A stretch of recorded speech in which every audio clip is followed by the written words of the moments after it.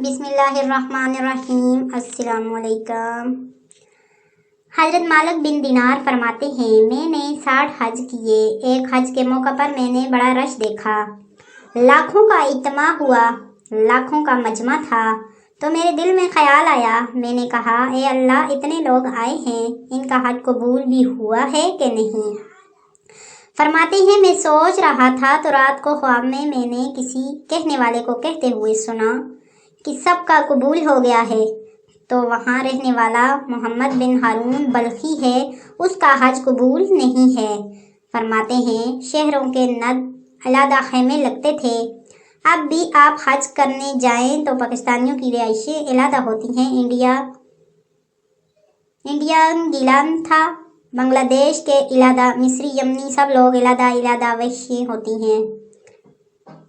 झंडे लगे होते हैं मुल्कों के। कहते हैं, मैंने सवेरे उठ के ढूंढना शुरू कर दिया। ढूंढता हुआ वो बंदा मिला। कितने मुल्क शहर के लोग रहते थे, वहां चला गया तो मैंने लोगों से पूछा, तुम में मोहम्मद बिन हारून बल्खी कौन है? लोग कहने लगे, वो तो बड़ा नेक आदमी है, परहेजगार है, बड़ा बोले भाले, बड़े अल्लाह वाले हैं। आपको बस हम ही जानते हैं, वो तो बड़ा नेक है, परहेजगार आदमी है। अच्छा, कहाँ है? उन्होंने कहा, पहाड़ के पीछे। उसने हेमा लगाया हुआ है, सारी रात इबादत करता है, सारा दिन रोज़ा रखता है, कायमुल ऐल है, साइमुत ताहर है। क्या बात फरमाते हैं। मैंने उन लोगों की बात सुन के हैरान हो गया कि मुझे क्या बताया गया, ये क्या कह रहे हैं। फरमाते हैं, मैं पहाड़ के पीछे गया। उसके मालिक बिन दिनार अली रहमतुल्लाह अलैह फरमाते हैं, जब मैं वहां पहुंचा तो मैंने उस शख्स को मुसल्ले पे बैठे देखा। कसरत इबादत के आसार उसके वजूद पर नजर आ रहे। सीधा बाजू उसका कटा हुआ था। फरमाते हैं, 2 रक्ते मुकम्मल करके मैंने उसे सलाम अलैकुम कहा तो मुझे कहने लगा, वालेकुम अस्सलाम, आप मालिक बिन दिनार हैं? मैंने कहा, बड़ी उसकी विरासत है। फरमाते हैं, फिर उसने ठंडी सांस ली, कहने लगा, आपको ख्वाब आई होगी कि मेरा हज कबूल नहीं हुआ। क्या कहने का यार, लोग भी तेरी तारीफ कर रहे हों, तेरी बसीरत भी बड़ी है, ये माजरा क्या है? कहने लगा, आप ना पूछें, ये कह रही हो शेरों को शुरू किया, देर तक रुकता रहा। मैंने कहा, नहीं यार, तुम बता। नहीं, आप ना पूछें, आप नाराज हो गए। मैंने कहा, मैं नहीं होता, तू बोलना।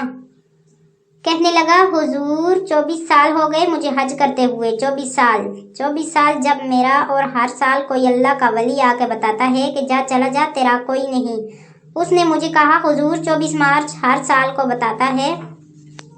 मैंने कहा, तेरी गलती। कहने लगा, मैं अपनी माँ का नाफरमान। मैंने कहा, वाकया क्या हुआ? कहने लगा, हजरत, अल्लाह ने मुझे दौलत दी, माल दिया, ज़मीनें दी तो मैं अय्याश हो गया। इमाम मालिक बिन दिनार रहमतुल्लाह अलैह फरमाते हैं, मुझसे कहने लगा, पैसे आए, मैंने अय्याश हो गया। रमज़ान का महीना था, असर के बाद मेरी अम्मा अफ्तारी की तैयारी कर रही थी। मैं गया। अम्मा कहने के शर्म कर, रोज़ा रखा नहीं तू? जिन्होंने रखा है उनका तो ख्याल कर। अम्मा की बात का मुझे गुस्सा लगा। मैंने, बेटा, जिसका बाप उससे बात करते हुए डरता है कि पता नहीं कहाँ से बोलेगा, बदनसीब है वो बेटा जिसकी माँ उससे बात करते हुए सहम जाती है कि पता नहीं कौन सी बोली बोलेगा। बदनसीब नहीं कि माँ बाप भी जिससे खोल के बात ना कर सकें। हज़रत मालिक बिन दिनार से कहने लगा, अम्मा ने जब कहा ना शर्म कर, तो मुझे गुस्सा आया। मैंने अम्मा को थप्पड़ मारा और मेरी माँ जलते हुए तंदूर में गिरी। लोगों ने मुझे पकड़ कर अंदर बंद कर दिया। कमरे में सारी रात में शोर सुनता रहा, पर नशे में धुत रहा। सवेरे आंख खुली तो मेरी बीवी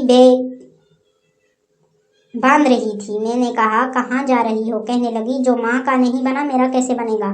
मैंने कहा, मेरी अम्मा कहाँ है? वो तो लोगों ने रात को दफन कर दी। जनाजा पढ़कर तरफ कर कहने लगा, मुझे क्यों नहीं बताया? तो कहते हैं, लोग कहने लगे, तेरी मरती हुई माँ कह गई, उसे मेरा मुंह ना दिखाना, मेरे जनाजे के करीब ना आए। हज़रत मालिक बिन दिनार फरमाते हैं, जब उसने ये बात सुनी तो मैंने भी उसके मुंह पर थप्पड़ मारा। मैंने कहा, तू इस काबिल है कि? वो रोने लगा, हुजूर, दुआ करें, अल्लाह मुझसे नाराज हो गए हैं। जब माँ के इंतकाल की खबर में तो मैंने कुल्हाड़ी लेके वो हाथ काट दिया जिससे माँ को मारा था। मैंने सारी जायदाद खैरात कर दी। 24 साल हो गए, नमाज पढ़ता हूँ, रोज़ा रखता हूँ, हज करता हूँ, और हर साल कोई आके कहता है, जा दौड़ जा, तेरा कोई نہیں قبول ہوا۔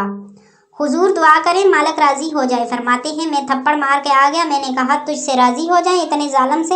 امام مالک فرماتے ہیں رات کو آ کے سویا تو مجھے خواب میں رسول کا دیدار ہوا۔ سبحان اللہ۔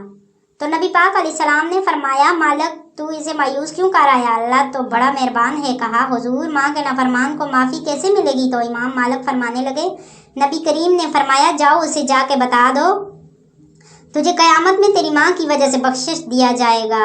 کہا حضور اماں کی وجہ سے کس طرح؟ تو محبوب فرمانے لگے اس کی ماں قیامت میں اس کے خلاف مقدمہ دائر کرے گی جب قریب کی عدالت میں اے اللہ میں نے 9 ماہ پیٹ میں رکھا، درد سے اسے جنا، جگر کا خون پلا کے پالا اور اس نے مجھے قتل کیا۔ رب کریم اس کی ماں کا مقدمہ سن کے کہے گا اٹھاؤ اس کو دوزخ میں پھینکو، اس نے ماں جلائی تھی اسے بھی جلاؤں گا۔ محبوب فرمانے لگے جب پکڑ کر مالک اس کو محمد بن ہارون کو لوگ لے جائیں گے نا جہنم کی طرف، ابھی فرشتے گھسیٹیں گے ہی تو پلٹ کے پھر اماں کی طرف دیکھے اور دوسری دفعہ پھر گھسیٹیں گے تو پلٹ کے دیکھے گا، تیسری دفعہ پھر پلٹ کے کہے گا اماں جلانے لگے، اماں یہ جہنم میں پھینکنے لگے۔ میرے حبیب فرمانے لگے وہ جل کے مرنے والی ماں وہاں بھی بول پڑے گی، وہ کہے گی یا اللہ چل میں نے معاف کیا تو بھی معاف کر۔